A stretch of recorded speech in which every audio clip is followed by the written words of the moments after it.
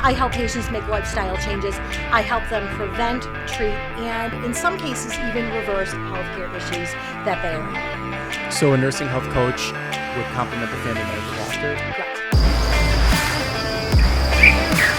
Welcome to The Rich Dog, where eternal beatitude begins in this life. I'm Kyle Dean, and today I have with me Dr. Maria Frosini, a doctor of nursing practice, a board-certified family nurse practitioner, and a board-certified nurse health coach. Maria, how are you today? I am good. How are you, Kyle? I'm doing so well. Good. And it's really amazing to see you. Thank you. Same here. Absolutely. I look forward to getting into not only how do we meet each other in the professional networking world, and what you do as a certified nursing health coach, but also, your faith transformation that led to your entrepreneurial pursuits. So we have a lot to get into today. I'm really excited to get into it. What does it mean to be a certified nursing health coach? I help patients make lifestyle changes. I help them prevent, treat, and in some cases even reverse healthcare issues that they are having. Wow. So a nursing health coach would complement the family medical doctor? Correct. Okay. Absolutely.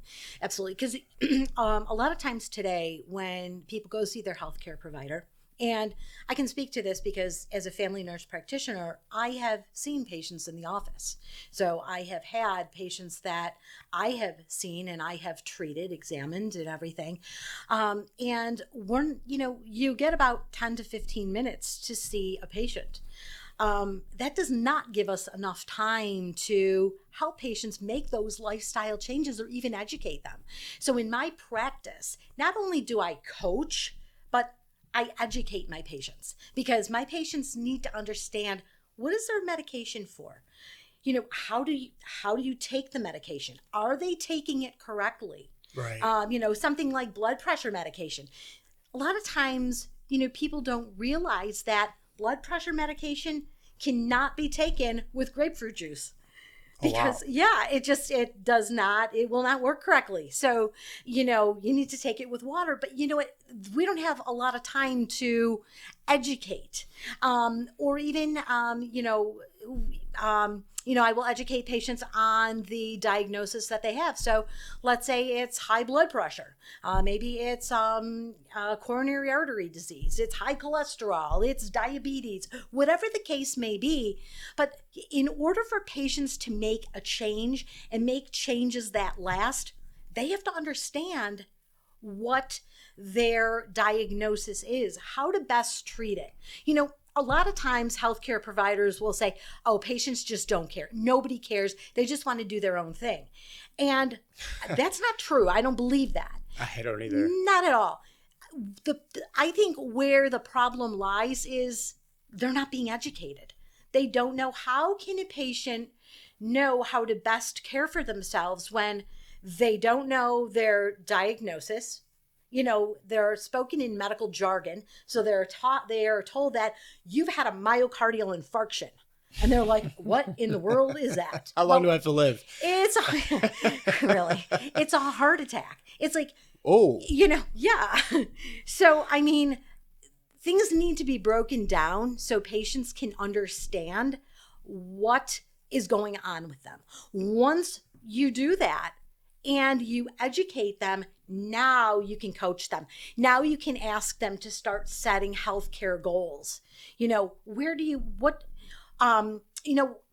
do you want to change your diet? So let's say that's one of the things that a patient comes to me for. And many times that is, my doctor told me I have to be on this cardiac diet. What in the world is that? Well, it's a heart healthy diet. And this is what it means. And this is how I can get you there. And, let's put together a plan, because first and foremost, I'm a nurse. Right. And nurse health coaching, you are a nurse. In order to become a nurse health coach, you have to be a licensed nurse. And you're not just a licensed nurse, but you're a doctor of nursing. So yeah, I do have my doctorate. Like I said, I'm a family nurse practitioner. I'm board certified, and my doctor of nursing practice is the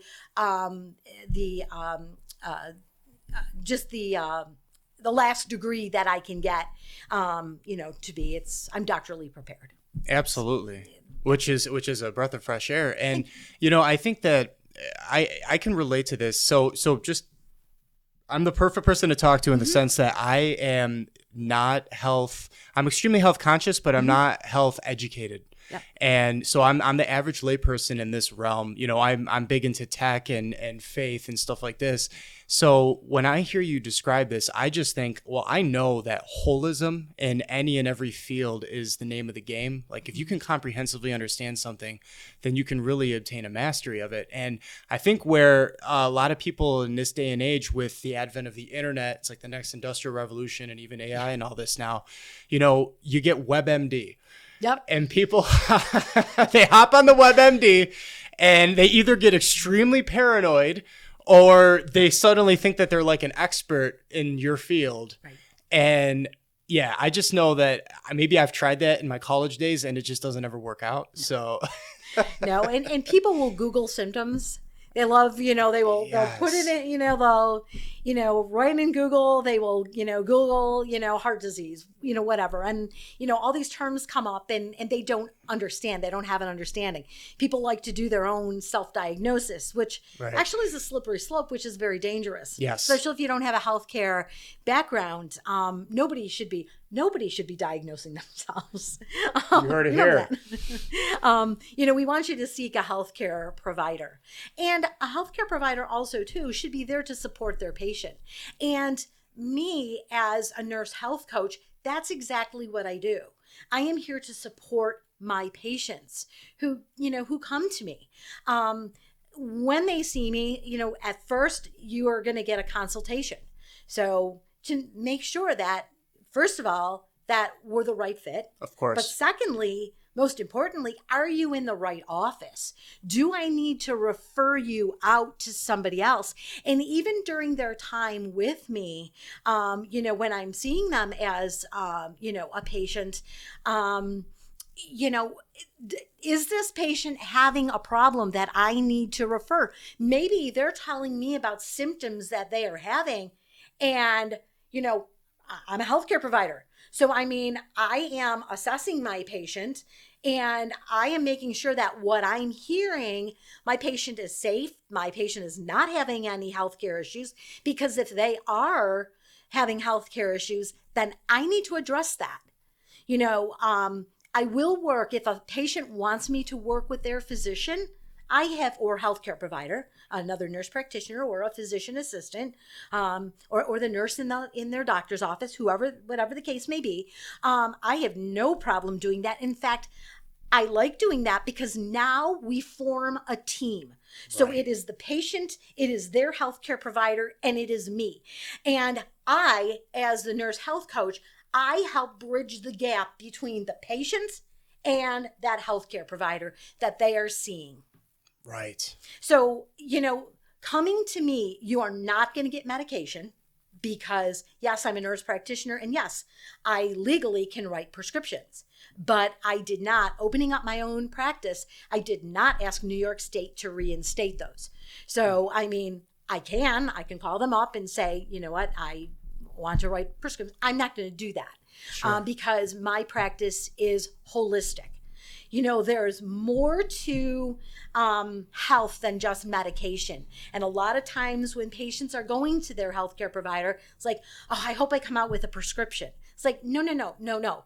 The more prescriptions that you are on, you increase your risk of side effects. So when patients are saying, I just don't feel good, I have no energy, and then you look at the prescriptions that they are on. The regimen, yeah. And they are on tons of medication.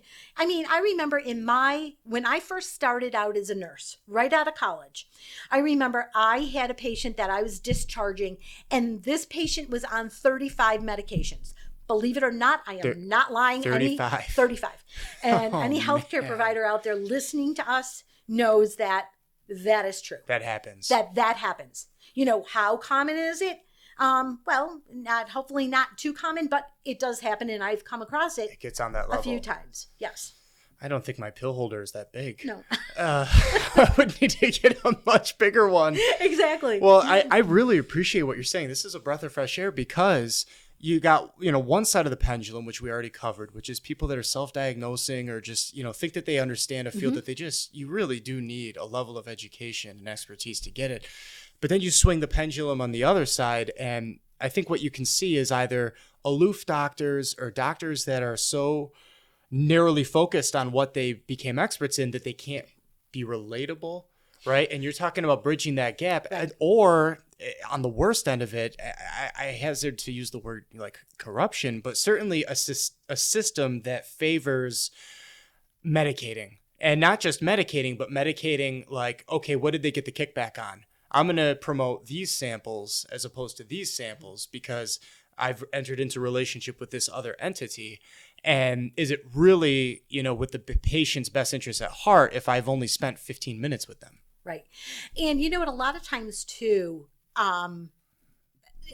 doctors, healthcare providers, they do care about their patients. But what it comes down to is healthcare, it's insurance companies saying, you need to see this many patients. So for us, it's, as from the patient's perspective, it just seems like it's just a revolving door. Yeah. And I mean, there are times, in meetings, it's like, okay, we need to see, each provider needs to see 20 patients a day because we need to pay for our salaries. We need to pay for the salaries of everybody in the office. We need to pay for the office. We need to pay for the supplies.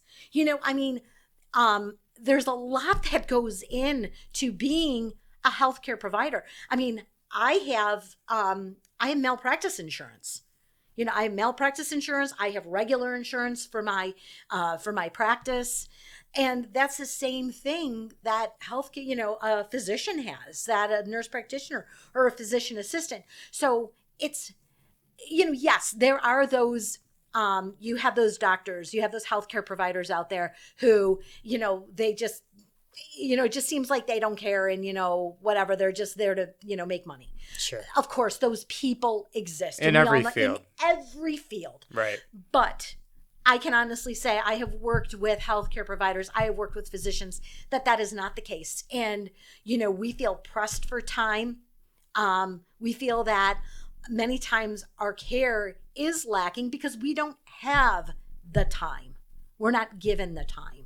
Well, God bless you. I remember just a few short years ago when healthcare providers were lauded as the heroes of society.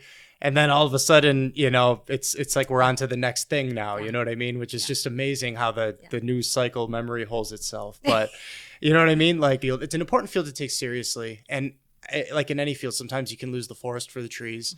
You reminded me of like the stereotypical back in the day when people used to think that cops were just looking for a quota, right? Like, oh, I gotta pull them over for speeding because they went down a hill at 45 that immediately turned 35. Exactly. You know what I mean? It's like, sorry, we got to pay for the police station, and you're going to get that anywhere. Sure. But of course, there are people out there who, healthcare provider, or a doctor, they're just there to make money and that's it. They just want their yacht. Okay. I personally, I know a lot of doctors. I don't know people who have yachts, but hey, there's and you know what? I bet there's some doctors that really care about their patients and have yachts. Amen. Exactly. And maybe they hard earned it. And that's the thing. The thing is, I think what people don't understand is being a healthcare provider, you are constantly studying, you are constantly everything. I am constantly doing CMEs, my continuing medical education, hours. I'm doing that because I have to, every 5 years, I need to recertify as a nurse practitioner. Right. I'm board certified and I certainly don't want to lose that certification.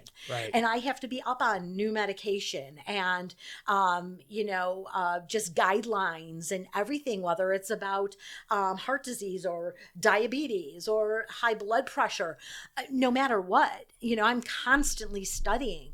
And now with my certification as a nurse health coach, there's more studying in that because that is going to be changing as well, as we, continue down this path. And we talked about this, right? So for the viewers and listeners, we're talking right now about Frosini Transformative Coaching.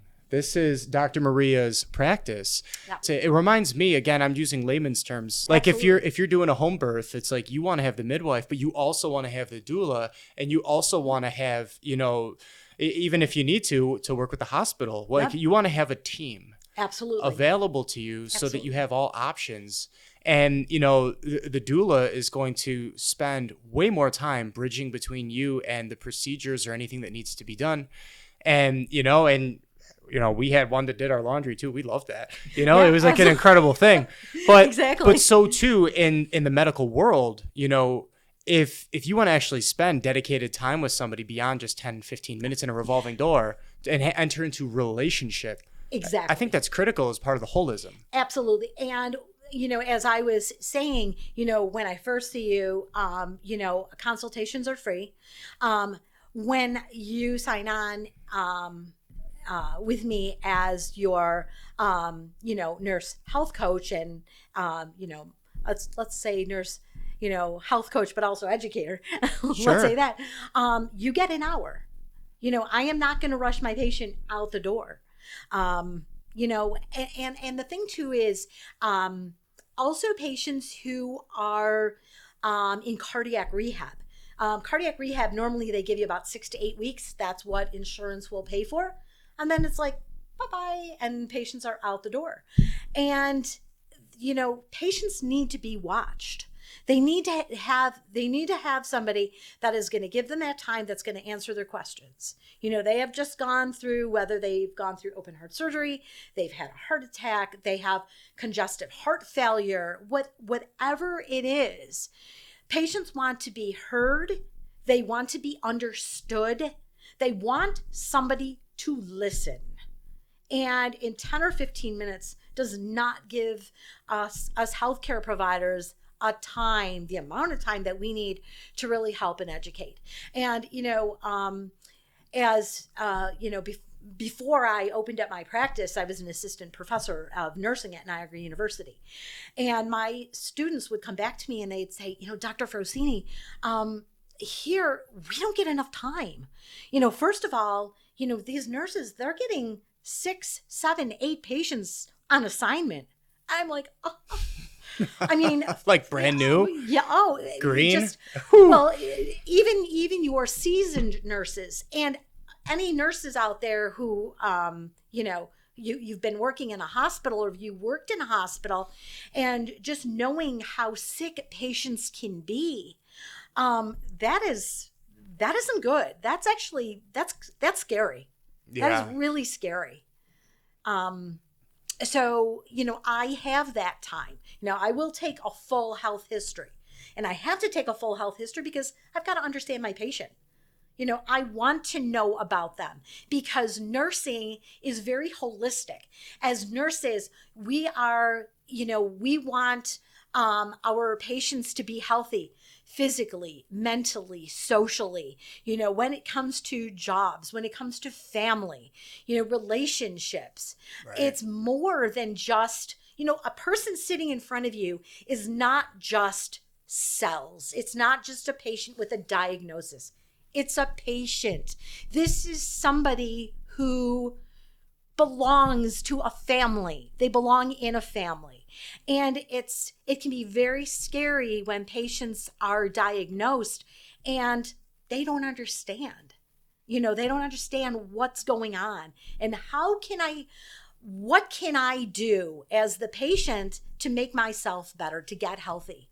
Well, I have those answers. I can help you get healthy. As a nurse practitioner, as a healthcare provider with, 24 plus years of experience, I can help you do that.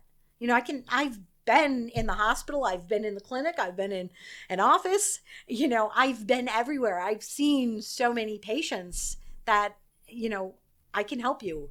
And, I know that there are a lot of other health coaches out there. And God bless them. Yeah. And seriously, thank you. If you're a health coach out there, thank you for your help. It's greatly appreciated. Sometimes patients need more than that. They need somebody who is a healthcare provider who really understands their diagnosis and what they're going through. Absolutely. Yeah. So, I mean, you just mentioned so many important things. I think the number one is like truly what does, holism mean, right? It's the physical, it's the mental, it's the emotional, it's the social, as you mentioned. And part of that relationship too is the faith component of the family. And Absolutely. I just happen to knowing you offline, that your faith in particular has a lot to do with getting you to where you are today. I mean, you already have tremendous credentials in the field. You're highly respected, and yet you've taken it to the next level on this entrepreneurial pursuit now. Can you tell us a little bit more about, what led up to that? Absolutely. Well, I mean, I started, I was brought up in a Christian home.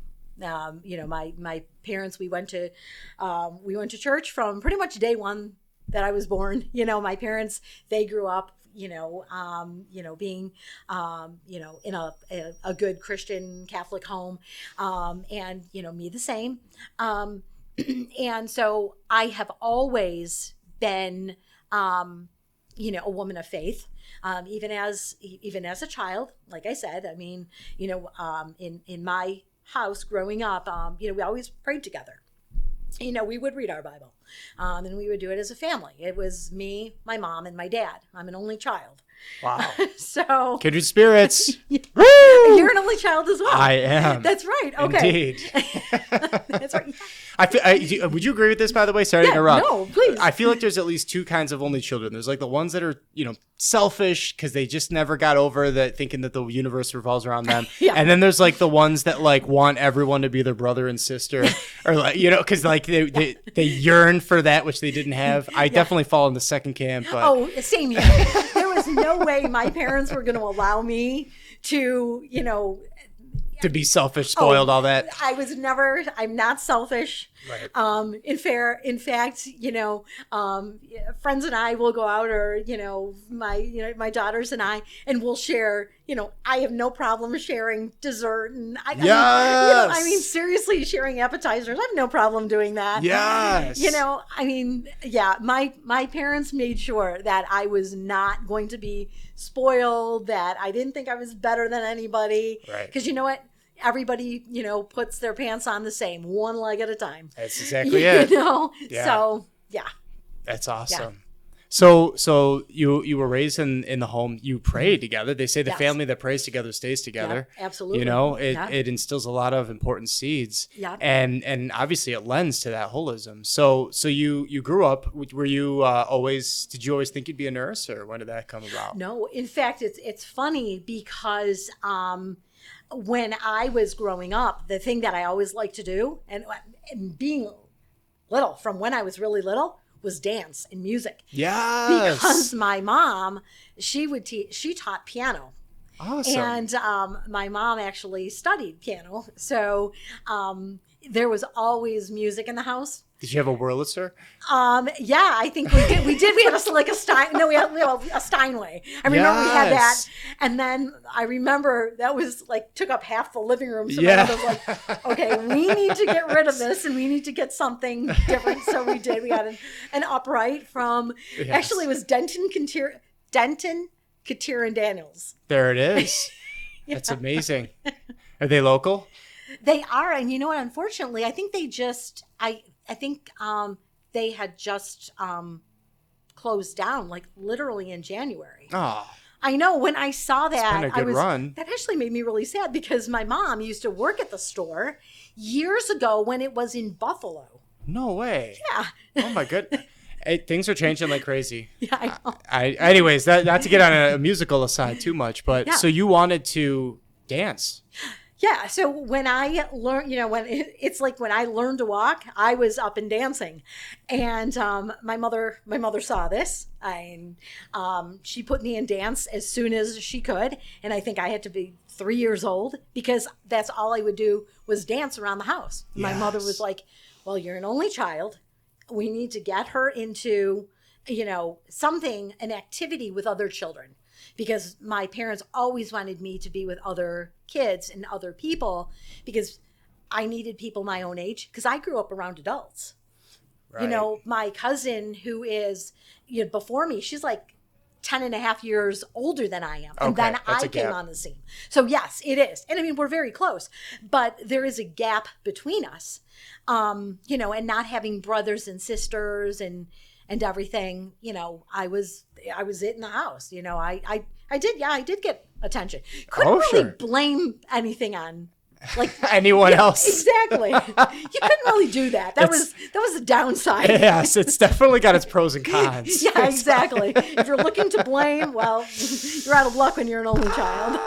I did the thing, you know. But you grow up quick as well, right? Because you get like the first child, middle child, and youngest child all in one. Yeah, it's really absolutely. Interesting if you actually study that. Like maturity level is. I think we tend to mature a lot faster just because we're around adults. So our speech and everything, I think, is just very different than when you have brothers and sisters. And I know, of course, it's not every case. Universal, it's not universal. But I think, you know, because, you know, you're always with adults, you know, your thinking and everything tends to be a little different. Yeah, absolutely. You know, how long did you stick with dance? So my mom put me in dance, and from 3 to, well, I went a few days a week when I was when I actually got into high school. So till about 18, 19 years old. Nice. So I mean, I danced for 16, 17 years. That's awesome. Yeah. Because even in my 20s, while I was in college, though I couldn't, you know, do it all the time, I still did dance. So I think my parents were under the impression that I was going to go into music because I was also in jazz band, concert band, and marching band. I played clarinet and saxophone. Wow. So I was very much into music. 100%. Yeah. So and they thought I was going to go into music. But what actually ended up happening was, I'll never forget when I was in 6th grade. Okay. When I was in 6th grade, I remember my 6th grade teacher teaching about the body. Right. And I remember the first system we learned was actually the digestive system. And we followed a hot dog from the mouth all the way out. Yeah. Right through the body. And it was at that point that I just loved medicine. I loved science. Wow. It was science at first that I really loved. And I remember, you know, saying to my parents, you know, I wanted science books. And then it branched into medicine. And I just read and ate up as much as I could. And it was when I was in high school that I said to my parents, you know, my parents, you know, they're like, you know, college is up to you. You know, what do you want to do with your life? And I looked at them and I said, them. I want to go into medicine. And I think their jaw dropped. They were like, not music? I'm like, no, medicine. I want to be in medicine. And at that point, I wanted to be a pharmacist. Okay. So when I went into college, I originally was going in for pharmacy. I was a pre-med major, and I was going in for pharmacy. And the more I was taking science classes, I realized that I liked research. I loved pharmacy. I was thinking, maybe healthcare. Okay. But still at that point, I wasn't totally in the healthcare field yet. Okay. And I graduated from Niagara University with a bachelor's in biology. Nice. Upon graduation, I worked at UB School of Medicine, Department of Microbiology. Okay. And I had worked with one of the investigators there. In fact, I believe he is still there, Dr. Tom Melendi. Cool. Yeah. Investigators of what? He's a researcher. He's a microbiologist. So cool. And so I was, I worked with him, and I worked with him for a year. I was under a grant. I was hired under a grant. And there was, as much as I loved research, because I loved doing research at Niagara, I absolutely loved it. And I worked with Dr. Green, who is one of my biology professors. And, I that was something that I really wanted to do. So, applied for the job, ended up getting it.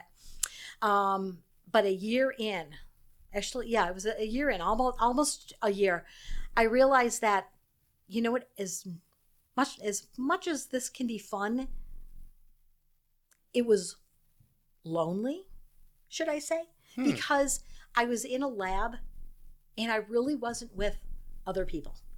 I was doing bench research. So I was running gels, I was purifying proteins and things like that, running DNA samples.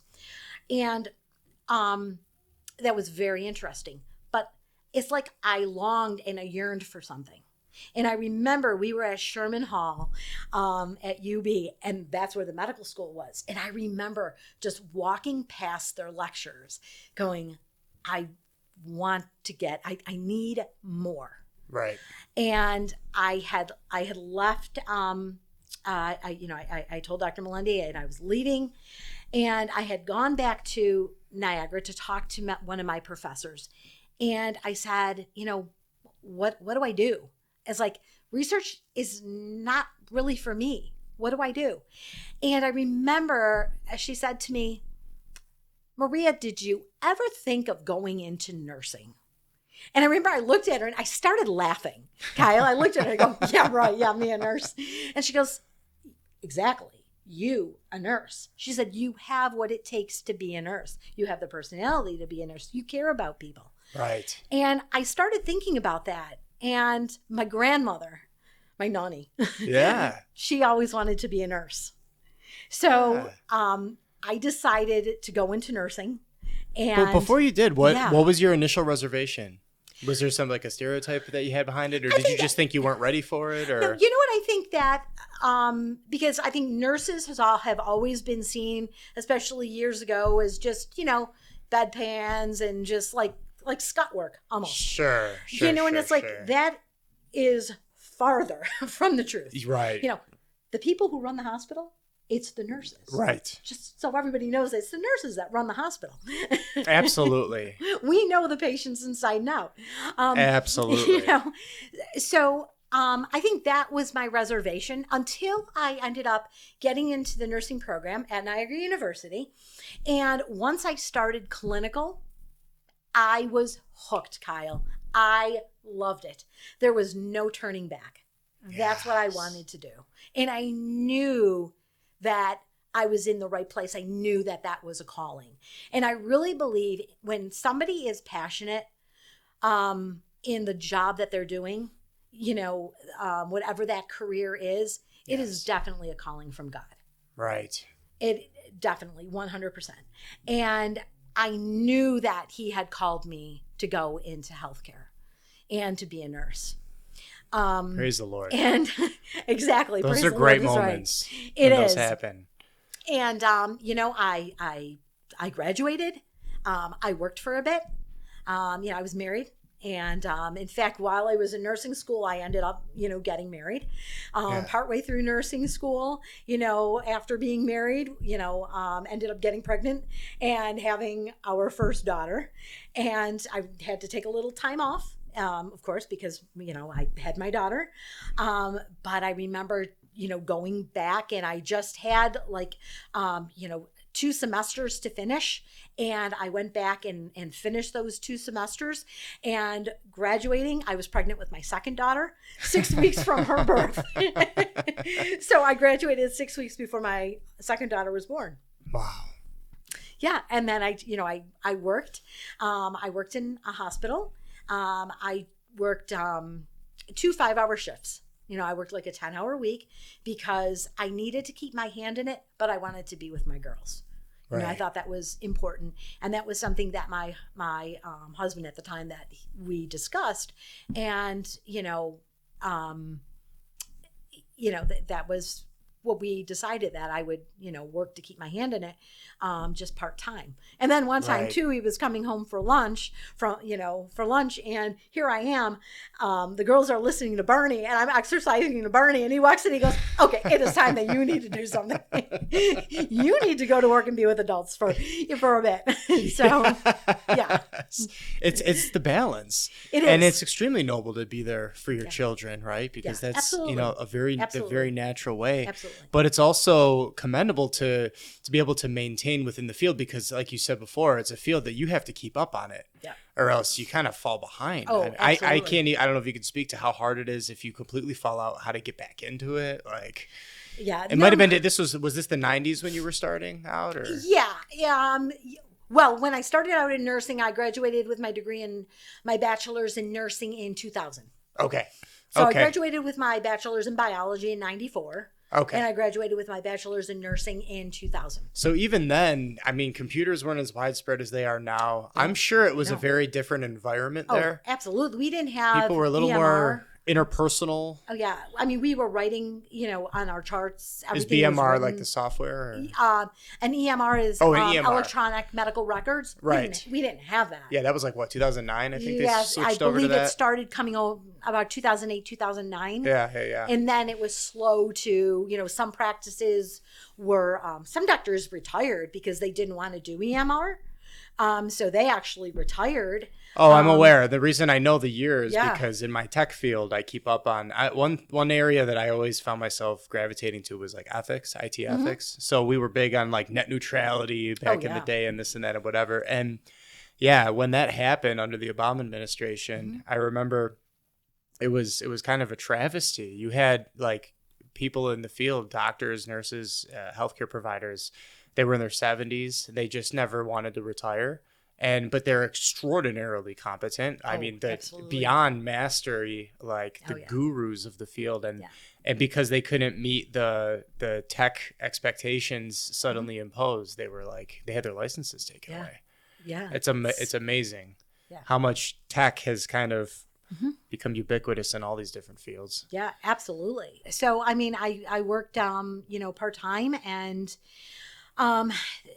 then when my girls started getting older, I felt the call to become and go for my master's and become a family nurse practitioner. Awesome. And so I went to DUville for that. And it was, I kept kind of putting it off. And then it was like, okay, do you need a brick house to fall on you? This is what, you're being called to do this. Sometimes, yeah. And I was ready that the brick house was going to fall, any minute. It's like, because I knew that I was being nudged to this. And, I did that. I worked in a doctor's office to see, is this really what I want? And, again, that passion was there, that drive was there. And, I applied and ended up being accepted into the Family Nurse Practitioner program at DUville.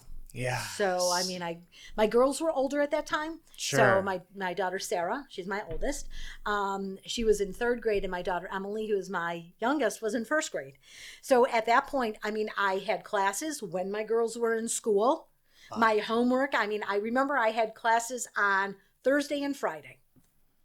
And Monday through Wednesday, everybody knew that when I was in school that, it's like, I would tell my friends. Maria's not available. I remember. We're not going bar hopping, girls. Yeah, really. Yeah. I remember that. I would drop my girls off to school and I would come home, sit down and study. I would study from the moment I got in to the moment I had to go and pick them up. And when it was time to pick them up, books were closed, and I put that away and, picked my kids up. My husband was coming home, so, cooked, cleaned, did whatever I had to do, and now it was family time. And then, when the girls, went to bed or, whatever, then, if I needed to complete something, I could. But normally I would wait till the next day till everybody was out of the house and then, do another big push again. I did that for, 3 years. As a sleep-deprived dad, I can agree with you that sleep is very important. It's part of that holism. Exactly. Yes, it is. It's very important. Absolutely. And it's part of it. Yeah. So you really put nose to the grindstone and made it happen. Yeah. And so you're credentialed. You're this is before the doctorate now, right? Yes. So yes. Was that next or? Yeah, my doctorate is actually next. So I. As I was working as a family nurse practitioner, I was also offered a job at Niagara to be an adjunct faculty member, adjunct professor in biology at first. Nursing didn't have anything open, and I didn't have my doctorate at that point. Right. So I could be an adjunct, and I was an adjunct in biology, and I taught anatomy and physiology lab, and then Dr. Green, who was one of my professors when I was there, I worked for him now. Yeah. He asked me, I'll never forget, he had asked me a week before classes started, "Hey, Maria, I was just wondering, do you think you would be able to teach human biology to our non-majors?" I'm like, sure. Why not? Why not? Yes. So I ended up doing that. And, I was at Niagara, and it was in the summer. I had started my doctorate, and it was my first year finishing within the doctoral program, because it ran like 2 years, but it was 2 full. It was like all year round. Okay. It was all year round. No breaks. You're going through summer. Except a couple weeks, but pretty much we were all year round, because we were finishing up from our nurse practitioner. Because we were nurse practitioners, we just needed, X amount of credit hours to, I think it was still like 120 or whatever, or whatever it was, in order to finish, because we also had a dissertation and everything at the end. And it was at that time that I was in my doctorate that my husband ended up leaving. Oh, wow. And so he ended up leaving, and I was left with 2 kids. That's not a part of God's original plan. Yeah. It was very, very difficult. Sorry to hear about that. Thank you. It was very difficult. But I had to, be strong for my girls. Right. That was number one. And I also knew that I was called to get my doctorate, and I needed to finish that as well. Right. And you know what, Kyle, I'll never forget. It was the day after he had left, and the girls and I woke up. First, the girls slept with me for 2 years. The girls slept with me for 2 years, interlocking their arms with mine. Wow. Because they were scared. They were like, Daddy left. Mommy, are you going to leave too? And I would always tell them, I said, girls, if I'm going to leave, then I need 2 kids to come with me, because I'm not leaving you. That's it. And my girls and I, we have a bond like you would not believe. My girls are my life. Everything I do for my kids. I love my kids so much. It sounds like you're their rock, but they're also your rock. Absolutely. Absolutely. So getting that doctorate meant so much to me, because I needed to show them that no matter what happens in the face of adversity, you have to keep going. God calls you to do something, and you have to keep going. You just have to have faith. I remember that next day we woke up, and the girls are like, "Mommy, what do we do now?" And I said, "You know what? We join hands, we get down on our knees, and we start praying." Yeah. And I remember just that act, and just doing that, saying, "Lord, you know what? I don't know where you're going with this. I don't know what the plan is, but I know that you have a plan, and I know you're going to get us through this.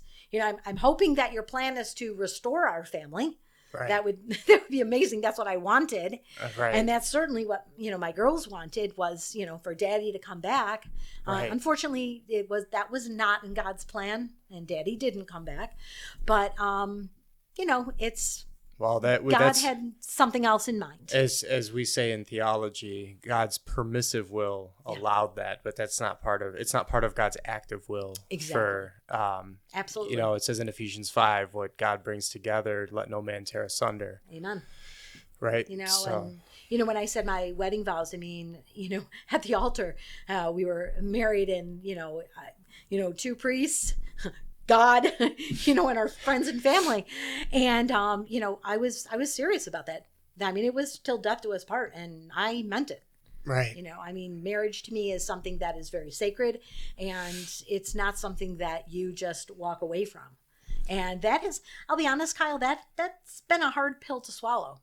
I don't blame you at all. It has been, and granted, time has elapsed. 10 years has elapsed, and I'm in a very different place now. Absolutely. Than I am. Time than truly I was does 10 heal years ago. Most it wounds. Does. It does. It's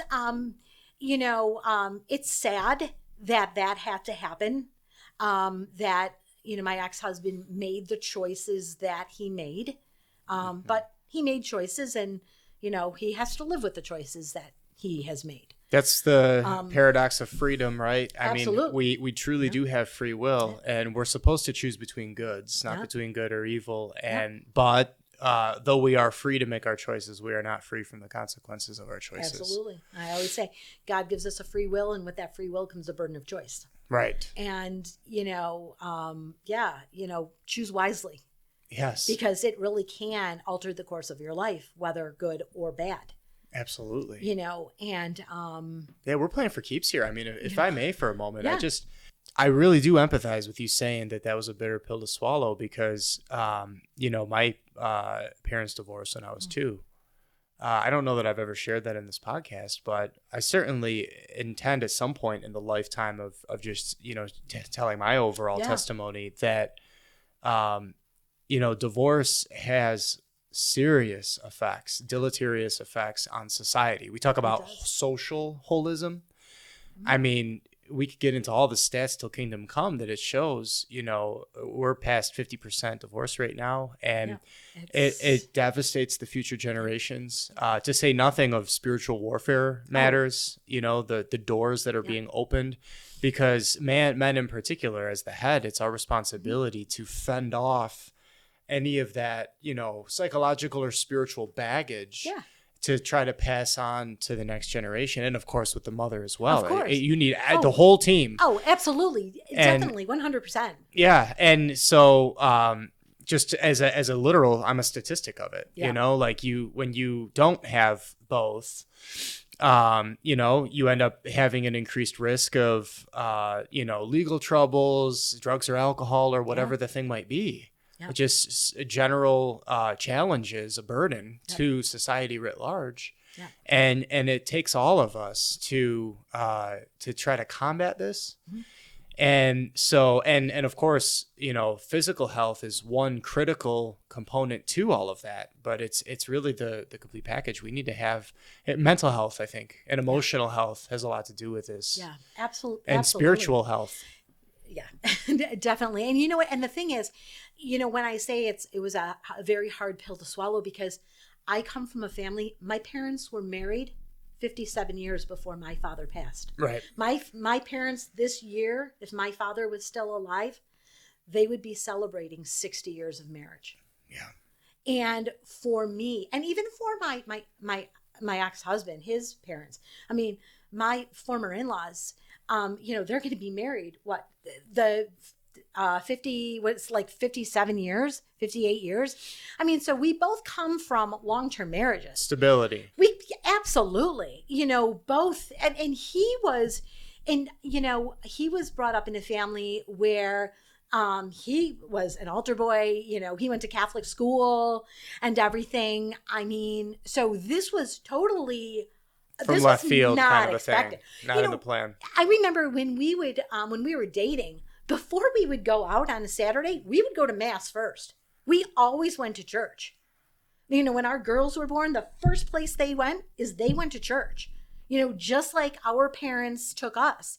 So this was something that came out of the blue, that it's just like, whoa, what in the world what in the world's going on here? Yes. So when I say it's a hard pill to swallow, it was very difficult. And it's more than just a pill. It's a wound. Oh, right? my gosh. I mean, we're Absolutely. talking about, and with wounds, this is kind of in the realm of psychology now, like, it's like a knife being thrust into you. Mm-hmm. And then now, even though we're the victim of it, we have to learn how to muster the strength and the courage to pull it out and to allow it to heal. Exactly. And detachment. Exactly. Right. And it's easier said than done. I'm sure I don't have to explain that to you. Right. But but you know what? It sounds like you're doing everything that you can do. I mean, you're instilling it into your daughters. You're carrying the baton. And, and by God's grace, they'll remember the example of their grandparents as well as mom. Absolutely. You know what I mean? And that's what's happening in our family lineage now. By God's grace, we're building up a solid family, and our kids know we're there for them. Absolutely. As it should be. You know what I mean? So absolutely. It's so critical for a healthy society. Yeah. Yeah. And, and with that, comes, challenges even with my own girls in trust. Of course. It's like, daddy left. Who do we, they trust me, but it's like, how do we trust? And, they've learned. And I think, we kind of like stand back and assess. Trust but verify. Yes, I think absolutely. you need. That's healthy, anyways. Exactly. Not to just blindly trust people, right? But to actually trust. And in my IT security training professional world, that's what we're supposed to do anyway. So they're even less. It's like don't trust by default, but obviously in human relations you need to have that to have the bond. But yes, exactly. And it has implications as well for.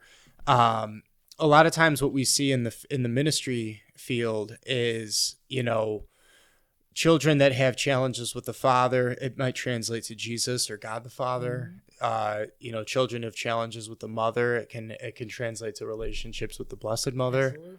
So you can really do a diagnostic if you walk with people holistically and to help them through all of that. Yep. And of course, it can have deleterious effects physically too. To bring it full circle in your craft, right? Right. It could impact. I mean, everything. What like diet, exercise? Oh, absolutely. And just the stress alone. That all of a sudden you find yourself, I'm alone. I mean, I'm literally here with 2 children, and granted, I mean, I had my parents and I had support system, but still, it was. What? I didn't tell people for about 6 months because at first he just left. And you're wondering if it'll come back, if this is a dream. Exactly. Oh, you don't know how many times I pinched myself, hit myself. Wake up. And 6 months later, literally, he, said, came out with it and said, with whatever social stigmatization and whatever else could come with it. Yep. We're filing for divorce, and that was another blow. Because at least before he said that, there was hope. Right. But once that door shut, then I knew that it wasn't God's plan. Right. That, you know what I'm saying? That it wasn't in the cards for me to, get my family back together again. And that was, to me, very embarrassing because, like I said, I come from a family. I mean, obviously my parents knew from day one that he left, but, cousins and friends, I mean, I really told no one. Nobody knew.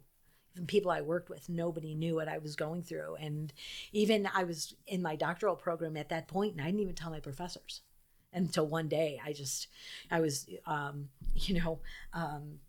registering for classes, and I just broke down, and my professor looked at me and she's like, that's why you've been, that's why different. I could see a little change, that spark. Yeah. And she's like, but you've been, so strong. And it's like, I held it in. It's not, I didn't let people see the pain.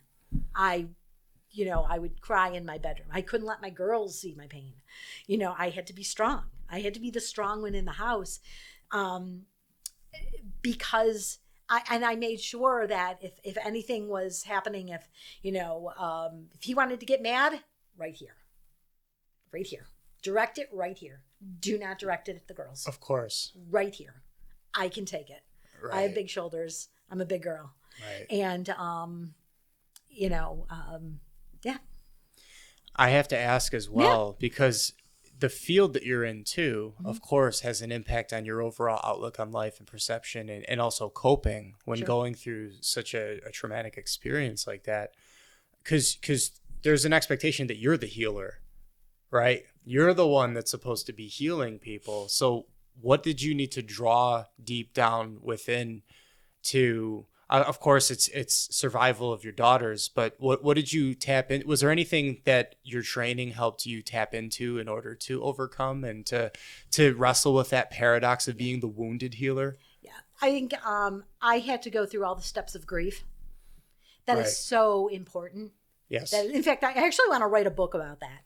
The steps of grief. I really do. Rich Dawn first. You heard it here. Now you have to do it. Exactly. Now I do have to do it. And I plan on doing it.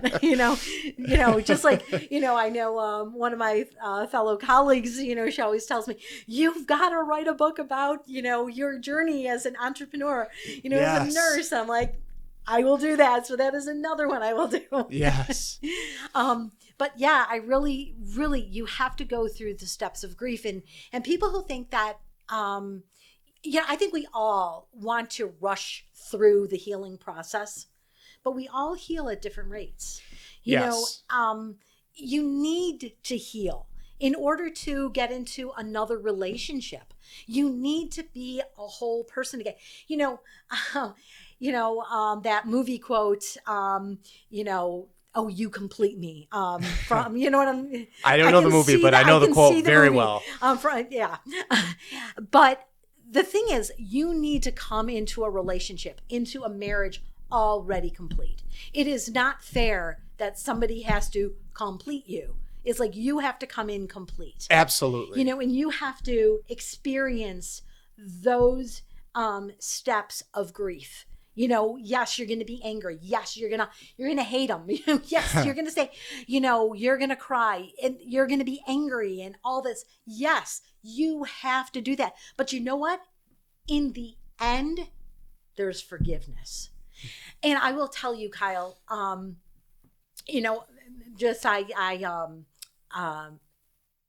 it was at my father's funeral.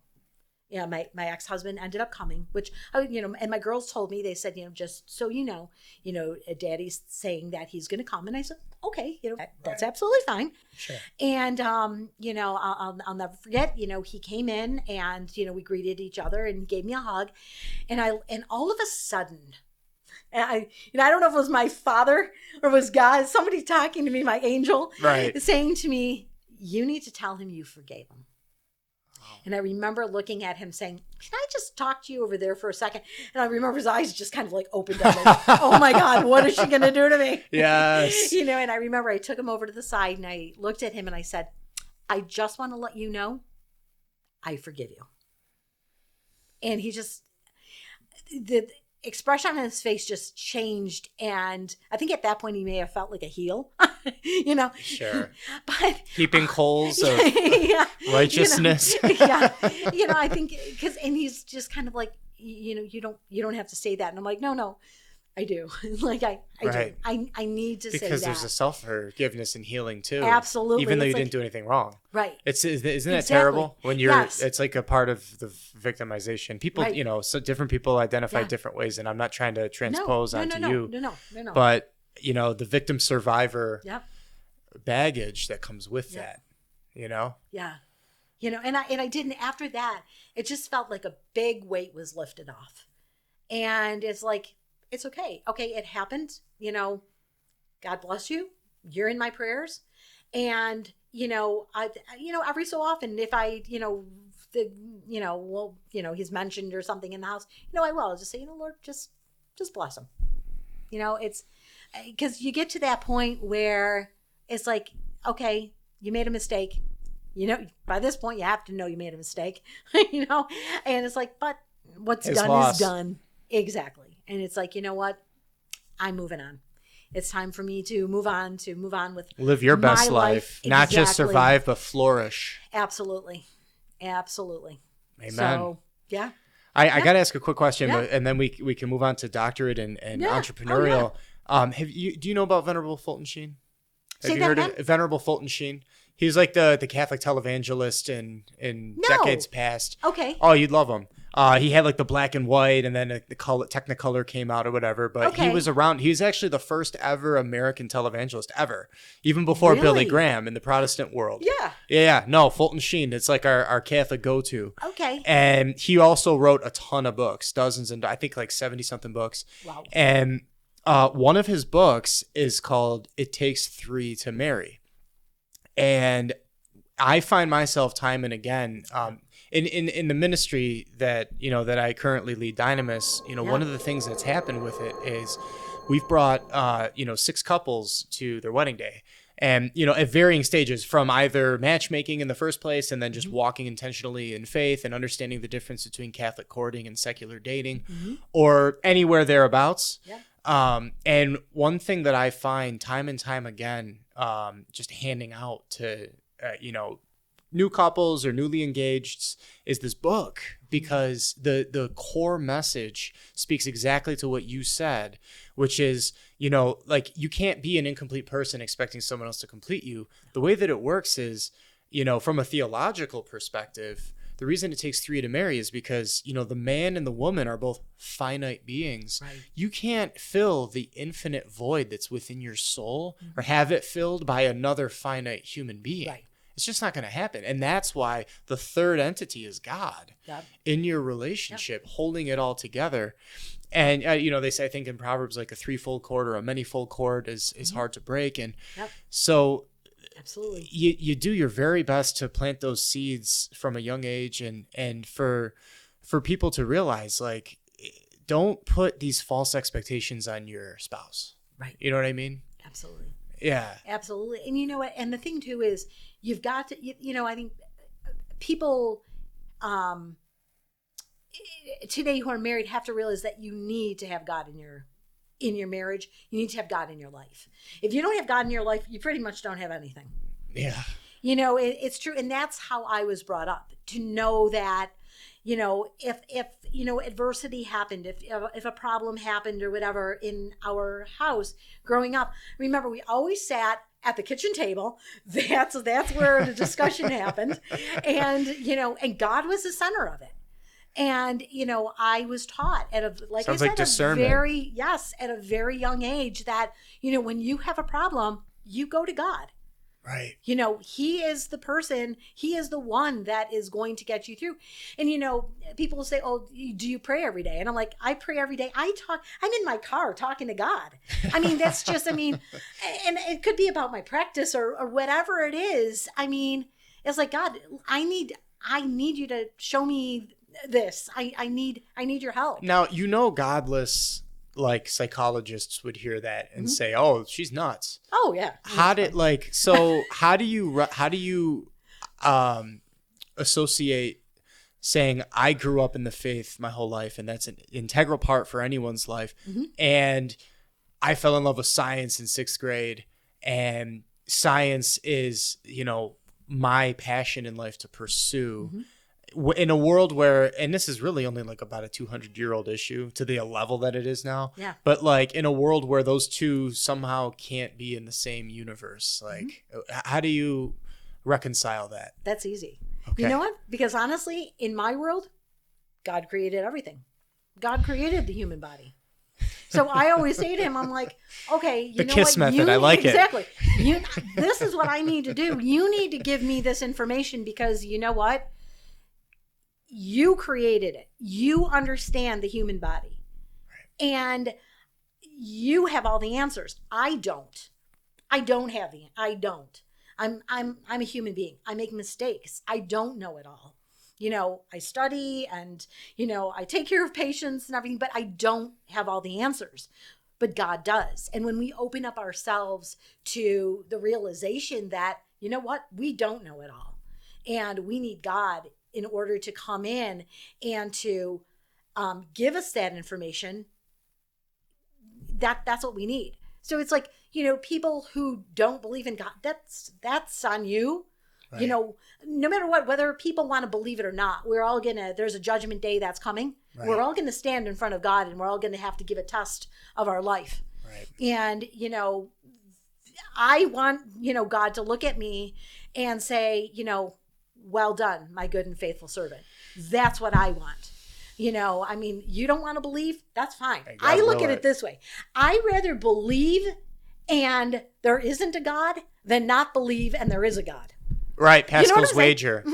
Well, exactly. and it's but I know there is. I'm having this wild thing come in my mind right now as you're saying this. Like, how do we just make this not only like cool for people that might be on the fence about it, but like, you'd be crazy not to want this. Like, right. Okay, like, you think about how in the world of, let's say, Reiki or some of this other like new age stuff, you know, with Reiki, you had a Japanese guy in the early 1900s come up with these symbols, esoteric stuff, and you have to go through these rituals to get that supposed healing gift. But realistically, from our understanding, it comes with diabolic baggage that you might not know you're signing up for.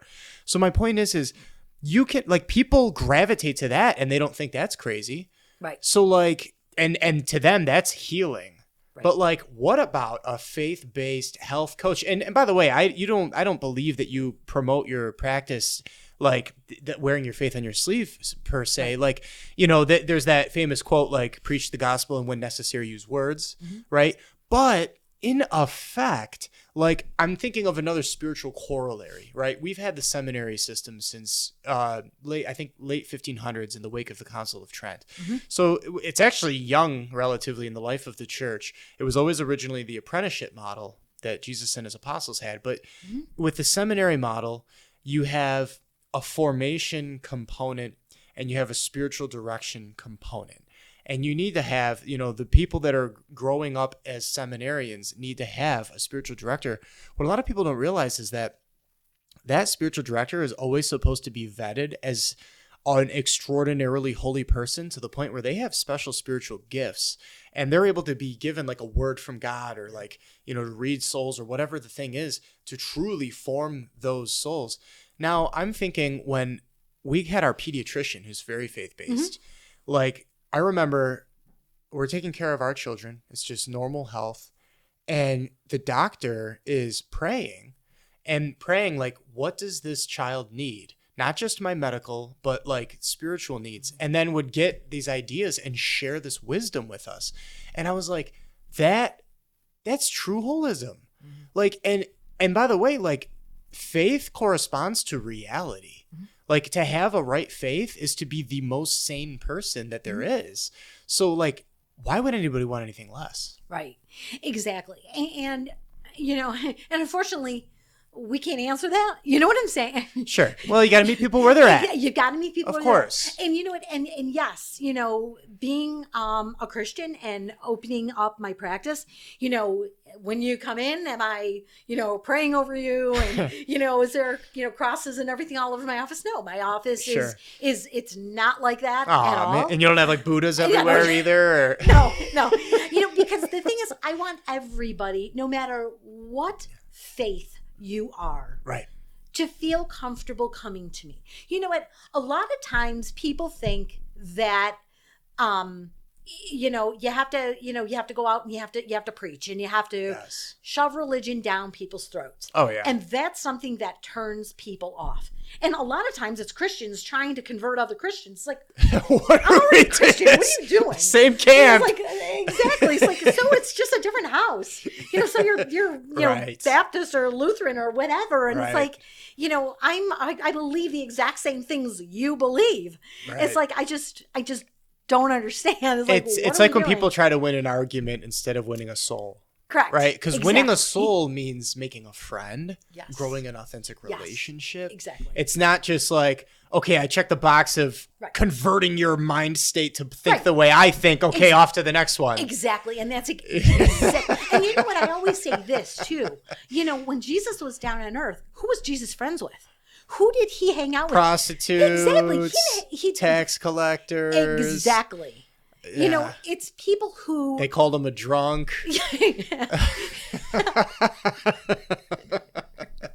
Really?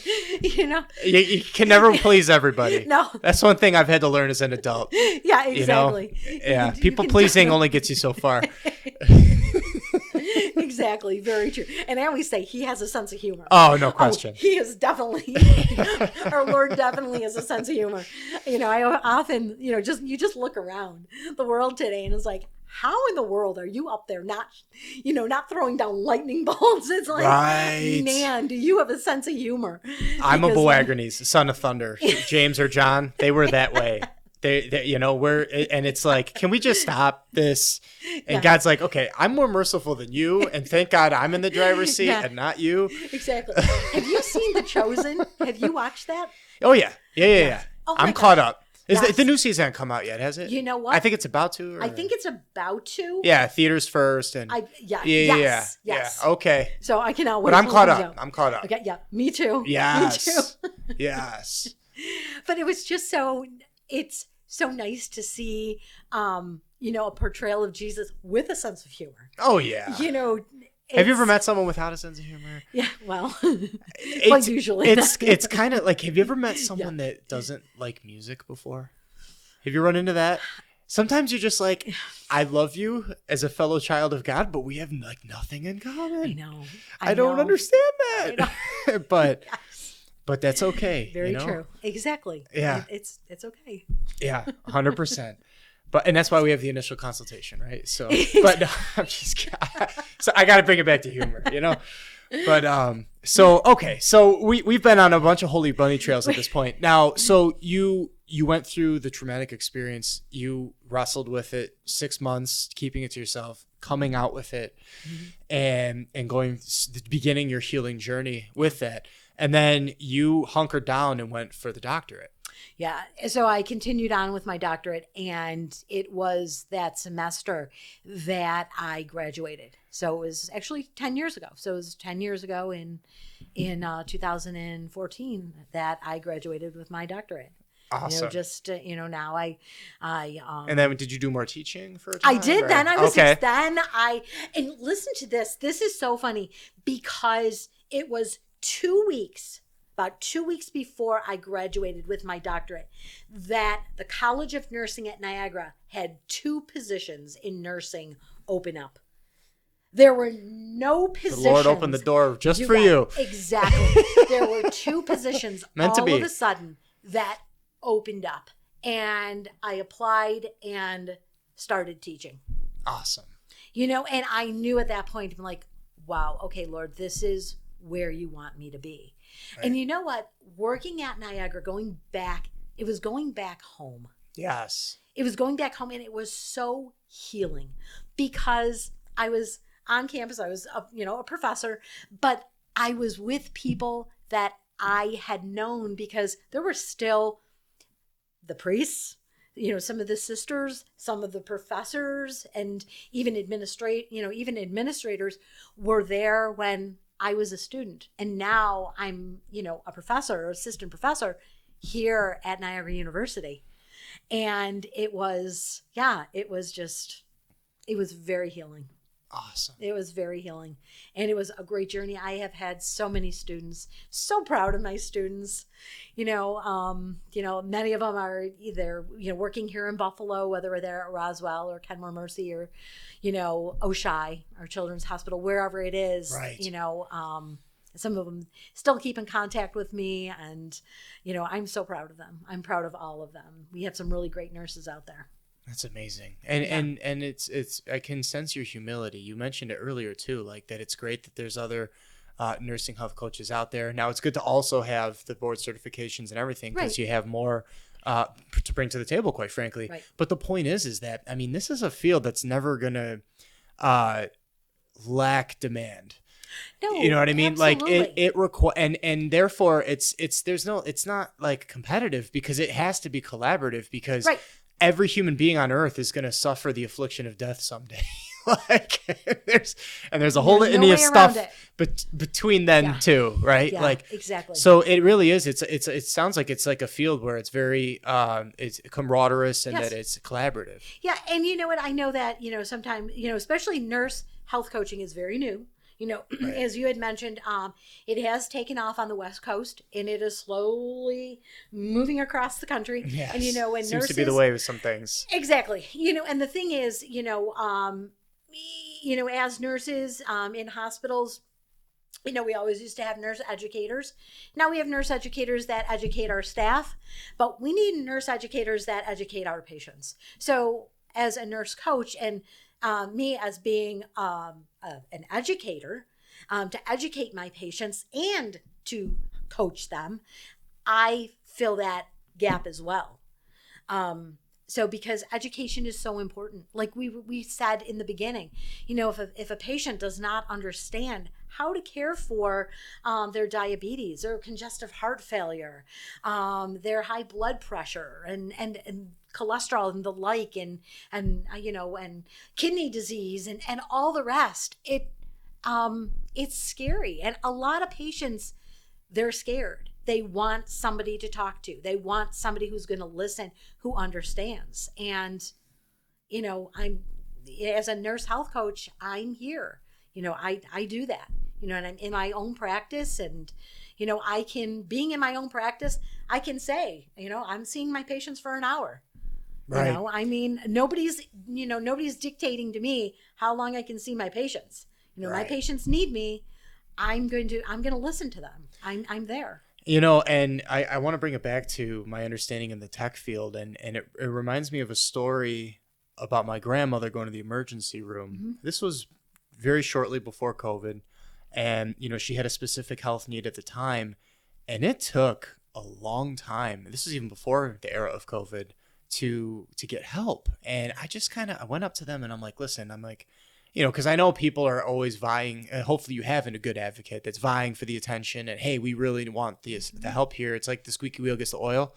But I wasn't trying to be combative. I was just like, can you really please just help me to understand? Like, I think I was here with my grandma a couple years ago, and it took a fraction of this amount of time. What's changed? And their answer was, we are just constantly getting updated with new tech equipment now. Yeah. And we have this triage system now, and everything's gridlocked in a ticketing system. Mm-hmm. And we have to have all of that in a specific order before we're allowed to go in there and mm-hmm. take care of her next step. Absolutely. And I'm like, that's kind of crazy. And of course, to say nothing of staffing shortages, which has been a big issue, especially COVID exacerbated that because of the expectations, the demands, and the just the rigor of it all. And people leaving the field. Right. And we had a lot of, people of faith who were dealing with moral challenges. Yes. You run into this, kind of adjacent, but talking about the dignity of life from conception to natural death, everything that comes with that. Absolutely. And people leave New York. But it's like, I don't know. I just think that this is something that's going to take off more and more because it meets the needs of the moment where people are in this environment now where it's like, man, it's like I'm not being treated like a person as much as I'm a number in a system. It's like I'm a cog in the machine. But true healing requires that personal relational touch. Oh, 100%. And you know what? And the thing is, I never liked patients being a number. They're not, they're people. Right.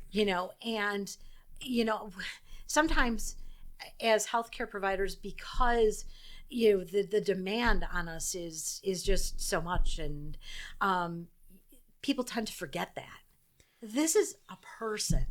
As I had said before, this is somebody's mom, somebody's dad, brother, sister, friend, cousin, whatever. This is a person. This is not just, a diagnosis. And sometimes, you can't get, yes, you have to be careful because, we're taught that, you can't get emotionally involved with patients. Oh, yeah. Because, emotional detachment. You have to have emotional detachment. Right. There's a reason why, after we go in and somebody's in cardiac arrest and, we're doing CPR and we're trying to save them and we come out and the patient does not make it. Right. There's a reason why you want to talk about it because it's very draining. I've come out of codes crying. Sure. Because you do everything in your power because we want to save this patient. Unfortunately, not everybody can be saved. Right. And it's difficult. It really is. It's hard. And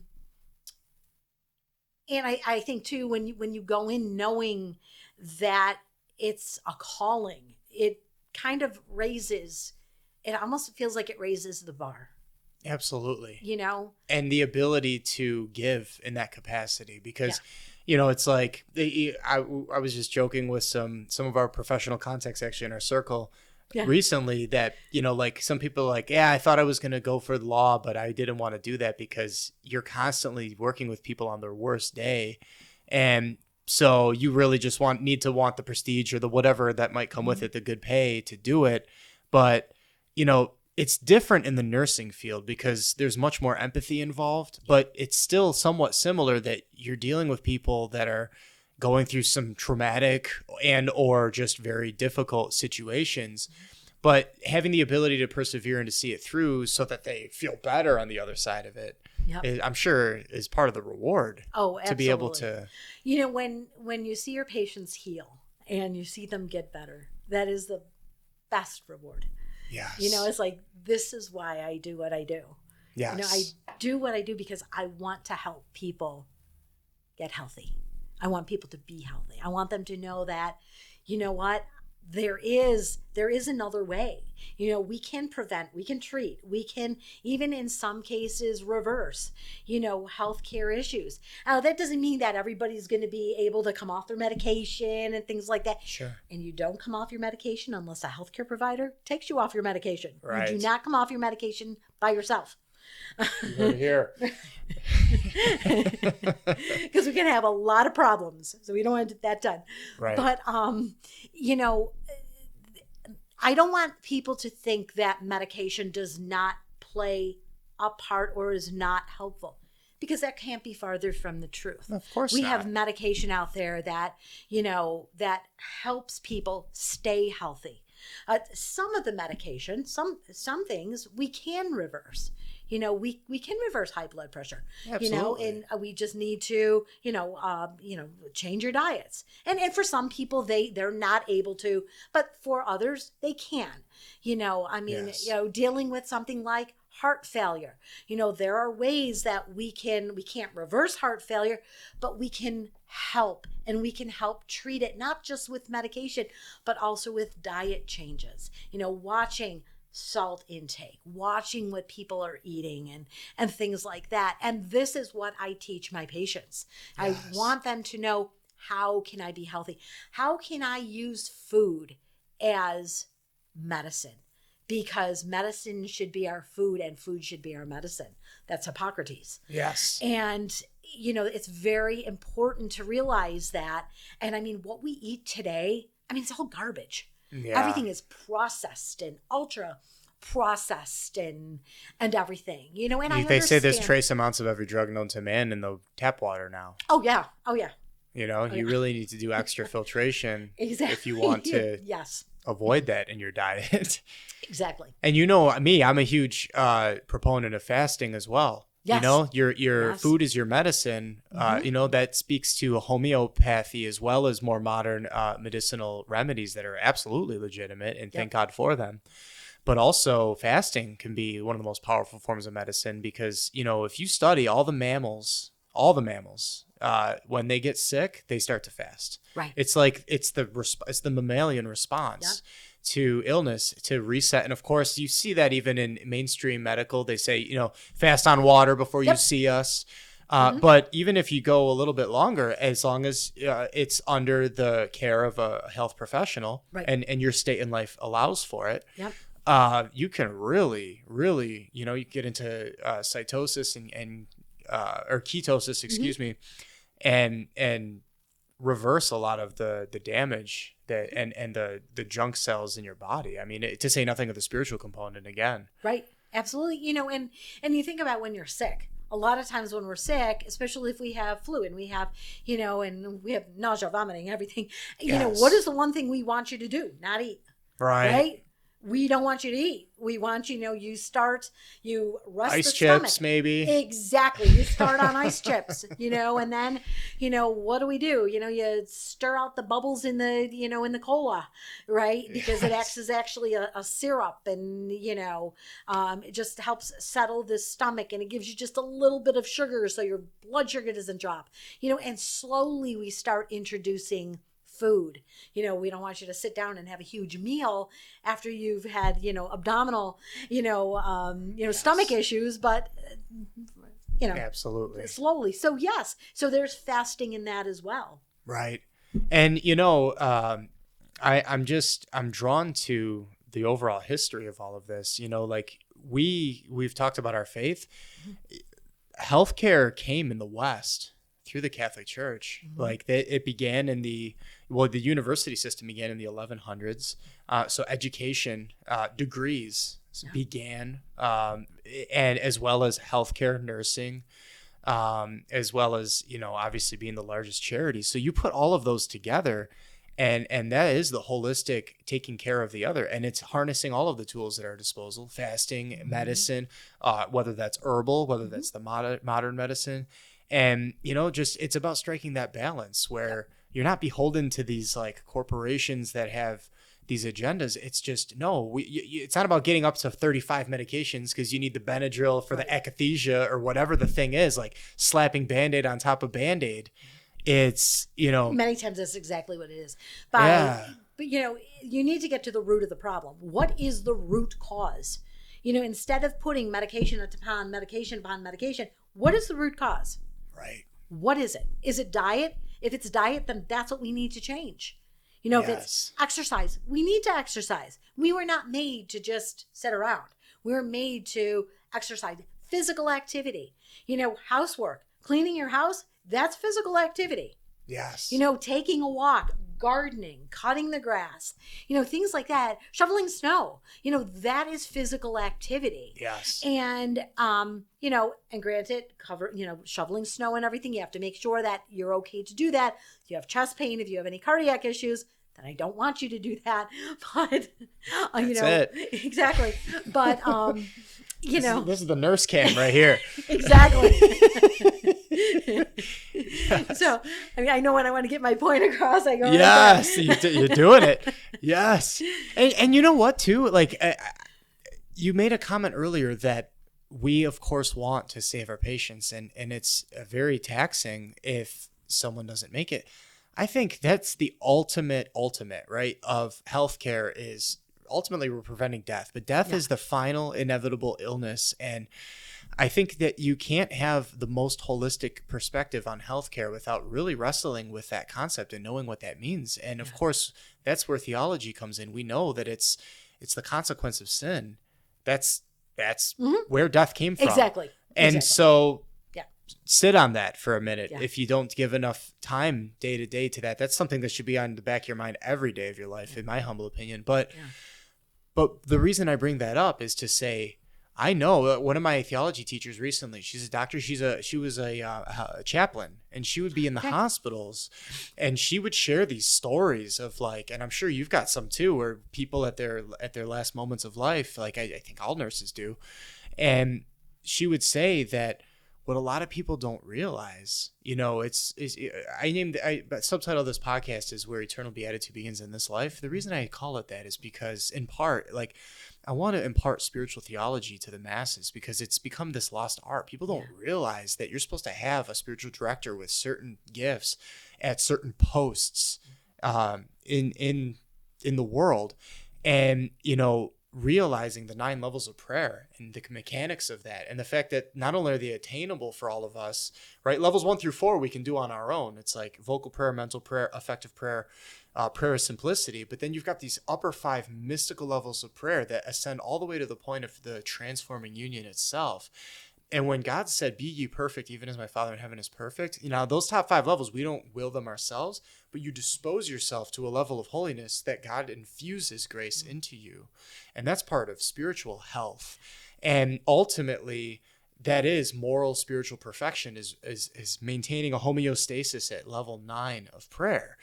And what a lot of people who shortcut health, the physical and the spiritual, what they fail to realize is that, okay, maybe it was someone's time to go, right? We couldn't save them physically, but let's not short circuit, like with euthanasia, for example, or like cutting off prematurely those final moments of life where maybe they are going through some physical suffering, because it's through that physical suffering, if it's meritorious, it's never wasted. It actually is to the spiritual benefit of that person. And a lot of times what's happening, it's kind of like the natural trajectory for a lot of people, that unless you like really are intentional about your spirituality throughout your whole life, God will use that purgation of those final moments of life to basically shore you up to get you ready for your heavenly reward. Right. So we think of it as, a bad thing. And of course, if we have the capacity and the means to mitigate the suffering or even overcome and heal and live a longer life, that's our mission. Right. And that's what we're going to do. Yeah. But we are the created. We're not the creator. And it's all on his timeline. You know what I mean? Yeah. And that is so true. It is. It's God knows the hour, that each one of us is going to live until. Right. We don't know. And we're the stewards. Absolutely. And, of that healing. Absolutely. And you know what? I look at the work that I do, what I do, being a healthcare provider, God works through me. I mean, it's, Absolutely. He allowed me, he gave me, he chose me to, he chooses some people to be accountants, some people to be priests and pastors and everything, right. and sisters. He chose me to be a healthcare provider. He chose me to be a nurse. Yes. That's what he wanted. And, he has prepped me up to this moment to have my own practice. And this is not me, this is him. Right. I mean, I always say, Lord, you called me to do this. I need your help. Yeah. I can't do this on my own. I cannot do this on my own. I need your help. Yes. This is not about me. This is about you, and it's your glory, because right. I'm going to be honest with you. I'm learning as I go along. The healthcare, all the health information. Rock solid. But running a business, yeah. That's a whole set of its own unique challenges. You know what? Brick and mortar, insurance, exactly. parking. Yes. Those are all skills. Absolutely. And yes. you know what? And the thing too is, in college, I took one business class. I took an economics class. Taking an How's that going for you? Exactly. That does not a business person make. Just want to let you know that. Yes. I actually took an economics class too, and that did very little for me. Exactly. I know about APRs and a 30-year chart. Okay, good. Yeah, I know. Stock. You want to buy low, sell high. There it is. There you go. That's what I learned from economics, and I know what a junk bond is. That's it. That's all I know. You retained more than me. That's amazing. Yeah. So when this was put upon me, and this came out in 22. Yeah. There was just I had finished my doctorate in 14 and worked until at Niagara until 2022, and God was putting something on my heart. I knew that there was a change coming. I didn't know what it was, and I just remember it was Christmas time, and I was just like, just praying, going, Lord, what do I do? Because now at Niagara, we had a new dean had come in, and I love our dean. She's a sweetest woman. And I know her from Duville. Cool. But yeah, it was like I felt that I had run my race there. Yes. There was something else that God wanted me to do. And I remember it was Christmas time, and I'm just like, Lord, what now? Okay, what's your plan now? Yes. And as it was unfolding, in the months to come, as you were taught at those kitchen tables all those years ago. Exactly. Absolutely. Right? Enter into dialogue with the Lord. Exactly. Absolutely. And I'm like, lead me. What do you want me to do? And I'll never forget, it kept coming up. I was on the internet, and I was just, just like looking around and everything, looking at jobs and everything, thinking, am I going to go back into practice? What am I going to do? And the Nurse Coach Collective, it just kept coming up and coming. And I just kept thinking, yeah, okay, whatever. Why is this coming up? Then one day, it was just, there was a video, and it was like the Lord saying, you need to look at this. You need to stop and look. So I did. And when I saw Peter and Heather, who run the Nurse Coach Collective, when I was watching them, it was like, this is what I want to do. This is what I need to do. I need to go out and I need to teach patients. I need to go out there and I need to coach patients. I need to do something different because, like I said, my students were coming back to class saying, Dr. Frosini, patients are not being taught. The nurses have all these patients and nobody can teach them anything. They need education. And I knew it at that point, seeing this, that this is what I was meant to do. Wow. And that's where I started my journey. Again, taking classes, graduating, then sitting for my boards, yes. With the American Holistic Nursing Association, just like the ANCC and the AHNCC, which is what I'm board certified through, right? Which are both, nursing bodies, within the field of nursing. Yeah. And then I opened up I just launched my practice in May. So it'll be a year this May that I've launched. Praise the Lord. Praise the Lord. Yes. How can people find it? How can we get in touch with you? Well, first of all, I'm at 5500 Main Street in Williamsville. You can get me on email, which is info@frosininursecoach.com. My phone number is 716-201-0753. That's my office number. I'm on Facebook, which is Frosini Transformative Coaching. I'm on Instagram, Frosini Transformative Coaching. Yeah. That's how they can see me. Absolutely. Initial consultation free. Consultation is free, and I would love to talk to, patients, people to come down and, make an appointment and talk with me. Absolutely. Listen, any of my life coaching clients, if you need a nursing health coach, Maria Frosini is your gal. And you need help, whatever. Yeah, absolutely. And health coaches and life coaches who do not have the medical background. I mean, there could come a point where you're running into issues that, you're not comfortable with. You're not comfortable with just because, you're not a healthcare provider. And please don't ever feel that you cannot talk to me, because even those people I'm here for everybody. Right. I mean, if you have a question, please. Absolutely. And that certainly does not mean that I would not refer a patient to them. I mean, if I feel that somebody really does not need me and they need somebody else, I could refer them to somebody else as well. Yeah, absolutely. Depending. Yeah, absolutely.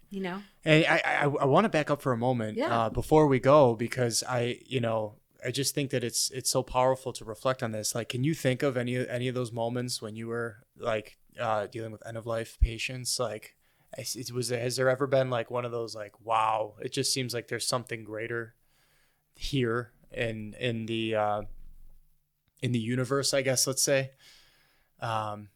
or were you in a lot of those kinds of situations in your practice? Yes. I mean, in the hospital.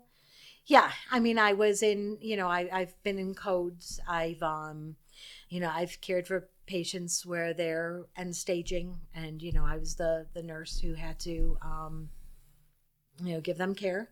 Yes. I've been there holding patients' hands while they pass. Peaceful. I've been there. Have you seen? Because I hear a lot of stories of like an angel, a bright light, some sort of a special word given to a family member just before. Sometimes, I've been in rooms where there's just peace. You just feel, peace. Yes. Families have asked me, if I would pray with them. I like I always say, I don't want to push my faith on people. Yeah, but if they open up to it, but if somebody asks me, we're going to pray, would you like to? Of course, absolutely, definitely. Yes. Yeah. Definitely. If somebody comes in my office and say, I'm having a problem, wants me to pray with. Would you pray with me? Of course. Yes. I'm absolutely. I always say I'm not going to push my, what I believe down somebody's throat, because I just don't. I don't feel that that's what God wants me to do. Right. He didn't call me to preach. He called me to be a healthcare provider, not to be a preacher. Yes, that makes sense. Yeah, I'm remembering when my grandfather passed in 2012, and there was this really wild thing that happened in the family. So my dad and I saw him at the home. We actually went for breakfast and came back, and he had left. I guess he wanted to leave alone. And then, we said our goodbyes, and we got a call from my aunt who we were going to connect and give the news or whatever. And the response was, I already know. And we're like, how do you know? And there was one of my cousins would always see angels growing up. She had that gift. And, we have a lot of gifts in our family lineage. And so she went to bathe, and as she was about to just go about her normal daily business, Grandpa showed up, and he appeared to her, and he was like, hey, honey. And she freaked out, I think, as anyone would. And he's like, honey, don't worry. Mm-hmm. I just wanted to let you know I'm in heaven. They're about to throw a party for me right now. And then he shared, and she's very young. He shared a piece of information with her, a family secret, that there's no way that she could have possibly known it. And she went and she ran to Mom. I just saw Grandpa, and this is what he told me. And so my aunt conveyed to us, yeah, I just found out that he's already passed before we got to tell her. And then that piece of information, they were like, there's no way that the children could have known this. Yeah, absolutely.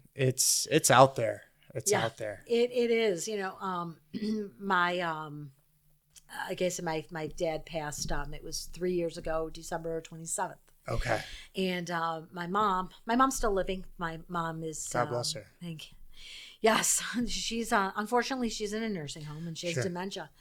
But it was a few months ago when she had said to me, she's like, there's he's going to be coming. He is going to be coming to visit. And I'm like, I'm looking at her going, who's coming to visit? Who is it? And my one of my daughters was with me, and she's like, let's pull up Nono's picture. So we pull up my dad's picture, and my daughter just shows her, and my mother goes, that's him. He's coming to visit me. And it's like, it's my dad. Hey, I was like, wow. Okay, Dad comes to visit. Okay, this is good. So she's happy. Exactly, she's happy, and it's like, okay, all right. That's incredible. Yeah, exactly. So who knows? Yeah. What those who have gone before us, what God honestly allows. Right. Well, when the veil is that thin, yeah, that's when you see these things. That's why we have every Hail Mary we pray for us now and at the hour of death. Right. Exactly. So. Wow. So, Maria, we can, 5500 Main Street, you said. 5500 Main Street in Williamsville. In Williamsville, New York. Yep. We can connect, get your consultation, connect with Frosini Transformative Coaching, certified nursing health coach, and as well as family nursing practitioner, right? Yes. So, you've definitely got a lifetime of wisdom and knowledge, and more importantly than that, experience under your belt, and a gift given from the Lord to share that with anybody that could use some help in the medical field. So I don't want to impose again, but I think when you said 2022, something came on to you that something new is coming. Maybe it was in the wake of post-COVID. I think the landscape of the world now is such that people need more of that human connection than ever before, because it's getting lost. It is. And it's sad. And you know what? I'm a type of person where I smile all the time. Yes. I mean, that's just me. Yes. Because even if I'm having problems, I'm not going to take it out on other people. Yes. They didn't. The lady who's going to pick out cheese didn't do anything to me. And I always feel that people need somebody who can smile at them, because sometimes you're just feeling so down, and you're like, man, I could just use a smile. And it's like, you know what? Here's your smile. So I do. I smile at everybody. Yes. It's just me. So I think Doesn't mean sanguine temperament. We need that. We need Yes. that in the health field and in all fields. And Maria, I just thank you so much for sharing of your gift with us Oh, today. you're so welcome. Thank you for having me on. Absolutely. This was so much fun. Yes. Yes. It was that vulnerability. You know, Yes. I mean, it's hard to come out and to really be vulnerable and to tell people, you know, this is, you know, I think that sometimes we look at people and we think that everybody has a perfect life. And it's only us. We're only the ones that have problems. It's like, no. It's like everybody has something. You know, it may not be divorce. It may be addiction or whatever. Yes. Everybody has something. But, you know, I mean, I think what we have to realize is we have a Heavenly Father that's very gracious and loves us very much and is there for us, you know, and you're not alone. And, you know, that I think that's important. Amen. You know? Amen. Yeah. There's no professionalism, you know, in my world of doing this, I'm kind of newer to it. There's this term called like professional Catholics. Yeah. And I always find that to be such a goofy term because there's no such thing. It's just like being a master of theology. You don't master God ever. No. Like we're the created, right? Exactly. There's always something new. Yes. You know, yes. I'm always in awe. You know, I'm always in awe. You know, it's that's like, a gift. Oh, it's like, wow. The gift of the Holy Spirit. Yeah. Yes. Yeah, absolutely. Absolutely. Amen. Yeah. Well, amen is right. Absolutely. Thank you for sharing that. And so if you enjoy content like this, you know, we exhort you, please subscribe, share. And, you know, vulnerability is an interesting paradox. It's necessary in order to grow in relationship, but it also means that we open ourselves up. So if you can relate to that, and if that's something that you'd like to learn more of, please, we exhort you to get involved. Thank you so much for being so, and God bless.